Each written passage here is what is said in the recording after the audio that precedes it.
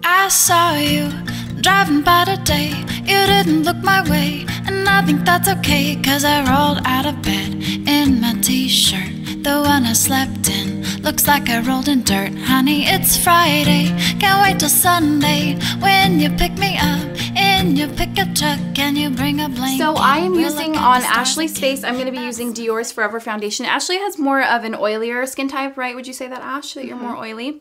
And since we don't want her to be shiny in pictures, we're going to use a long-wearing formula. There are a lot of different brands that make a lot of great things. I love Dior's Forever. I think that the Dior Forever is, I just feel like it covers really well. It looks natural, and it really absorbs shine, so... Ashley, do you have any favorite long-wearing foundations? Does Chanel make a good one? They do, actually. A new one that's coming out, it's called Perfection Lumiere. It gives that really nice professional flawless full coverage look without the feel of like you're wearing a really heavy foundation. And I also really enjoy Estee Lauder's Double Wear. That's really similar in wear length to the Forever. It's going to be more of a waterproof foundation, 15-hour wear, oil-free, great for photos. That's, I forgot about, yeah, the Double Wear. That is a really good alternative to the Dior if you don't like the Dior's for whatever reason, but they are pretty similar in price, so, yeah. Ashley works in cosmetics if you haven't picked up on that.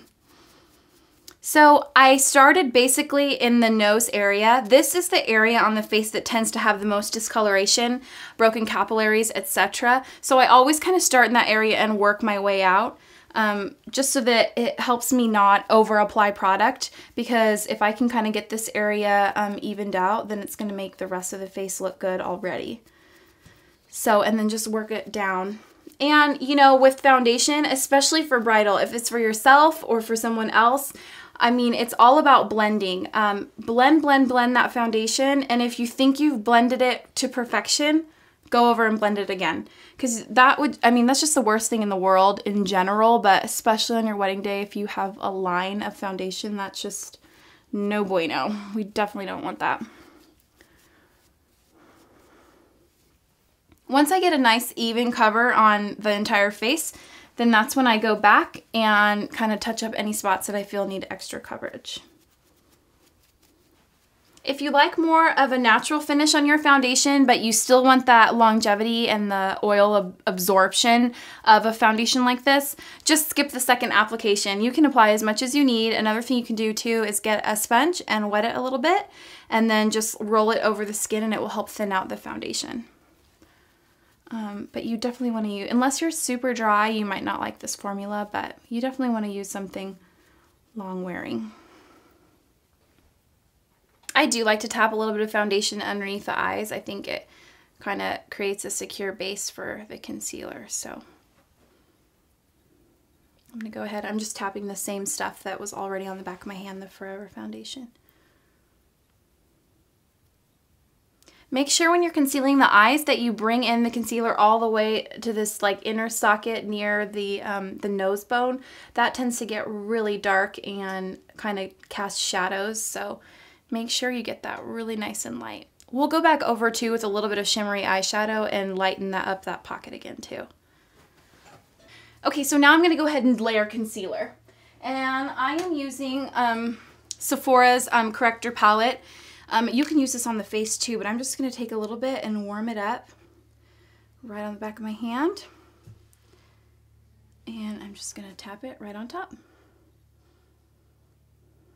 Perfect. So now with this same concealing palette, I'm just going to take a little concealer brush, and I'm going to go over any spot on her face that I feel like needs a little extra love. So I am going to go around the nose area, because like I said, that tends to be the area that has the most broken capillaries.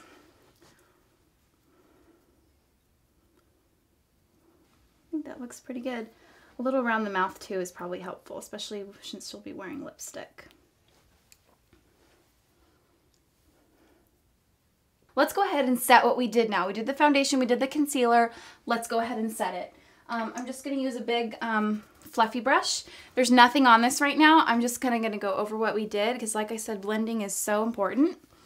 Just make sure we get all those seams melted together. And I'm gonna set it with, where's my powder? Here we go. This is Dior. It's their loose, their translucent powder in medium.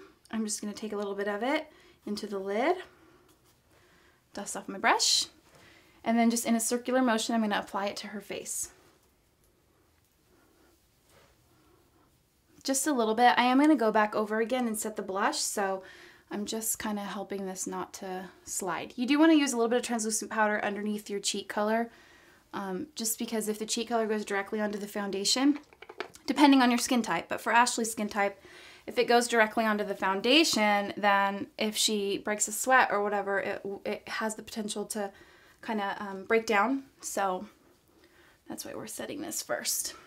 I'm going to take, I have my Maybelline Fit Me powder in number 350, and I'm just going to use this to kind of do a little bit of contouring. Nothing major. I mean, it's your fake wedding day. You don't want to look crazy, you know, but I am going to use a little bit on the top of the forehead. Like I said earlier, when you darken something on your face, it makes things recede visually. So I'm just going to use this around her forehead. It's going to kind of shorten it a little bit, give it more of a sculpted look, and bring it down underneath her cheekbones. Not a ton, because we don't want this to look like crazy 80s makeup, but. And then I'm also gonna do underneath her jawline a little bit and down her neck. The neck tends to not get very much sun, so. And then I'm gonna go back with my big fluffy brush, dip a little more, and I'm just gonna blend the neck. You see how even just that little quick swipe, it really just added life to her face and sculpted out her makeup. Make sure you blend it well. You don't want to look like you have brown on your face in certain spots. I usually get the décolleté too. Perfect. Décolleté. Some people are like, what? What's that word? It's just a fancy word for your chest neck area. So foundation, obviously in evening out your skin tone, we want that to happen, but in that process, it takes away some of the natural flush and variation in the skin that creates just that depth and that change. So that's why we definitely want to go over with a little bit of bronzer or matte powder to kind of reshape the face and put a little life back into it. Okay, so now that we have done some subtle contouring, I'm going to go ahead and add some color. So for your wedding day, you want to make sure longevity is key, right? So I'm going to actually use Makeup Forever. It's their Flash Color Palette. Has all these crazy colors. Looks scary, huh? I'm just going to take my finger in that pink. Oh my gosh, I'm barely using anything at all. And I'm just going to dab it right there on the apple of her cheek and then just rub it in with my finger. Move it back a little bit. This is just going to create a little bit of a base. A cream base, so that when I layer her powder blush on top, it's gonna really wear long term. They're just they're just incredibly saturated with pigment, so you can use them on, you know, your face, your lips, your eyes, anywhere you want. Since these are not actually made as a cream blush, so it's not something you want to just throw on your cheeks and let go. Like, you will have to set it with something, because it doesn't have like those oil absorbing ingredients in it or anything like that. I'm gonna go ahead and take, I love pink for wedding. I just think pink is so bridal. If you have a lot of red in your skin, you're not gonna wanna use a true pink. Go for something with a brown base or something that with more of a golden yellow undertone like a peach. So I'm gonna use this really hot pink right here. It's fun. And I'm just gonna dust it on the apples right over what we just did.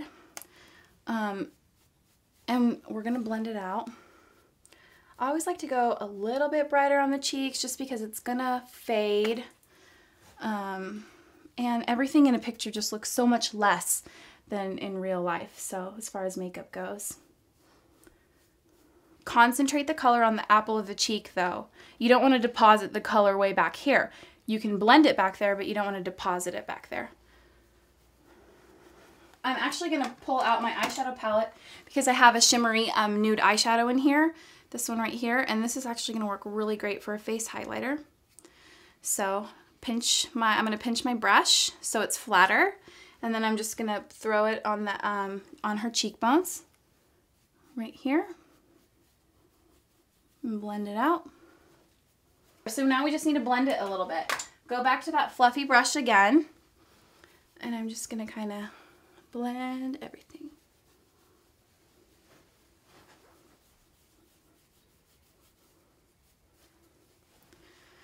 Perfect. Now I'm just gonna set it one more time with our loose powder from Dior again.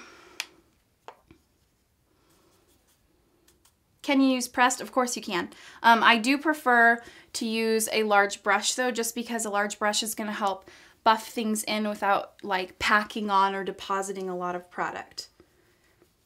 Oh, another side note, when you're doing things like bronzing and contouring, you want to make sure that you get things that are matte, that don't have a lot of sparkle and shimmer in them. Obviously for the highlight, there's shimmer in it, but for the rest of the face, there's not, just because it has potential to really be super reflective when you have cameras involved. Certain areas with a little bit of reflection you're going to want though, like on the eyes and stuff. I'm going to go back to that highlighter again. You know, another place I really like to highlight is the Cupid's bow. Do you know what your Cupid's bow is, Ashley? You know, right? No? No. Your Cupid's bow is this area right here above your lip. It kind of looks like the bow of an arrow. Oh. That's what that's called? It's called a Cupid's bow, yeah. A little bit of light right there. It's going to make her lips look more pouty. So now all I'm going to do really is I'm just going to set her makeup with a little bit of a mist. This is from Dermalogica. It's their antioxidant mist. Any type of makeup set or mist will be good because it's just going to help lock in the product. So don't wince. It's going to be a little cold. Feels good. Good. Kind of dab it in. Don't use too much. You don't want to glob it on. Okay. You look good, sister. Open for me. I like it. I'm just going to go ahead and touch her up with a little extra concealer just for good measure, and then she should be ready to walk down the aisle. Look up. Perfect. She is a blushing bride. Let's go ahead and pull your bangs back down. Very good. You look gorgeous. Please don't let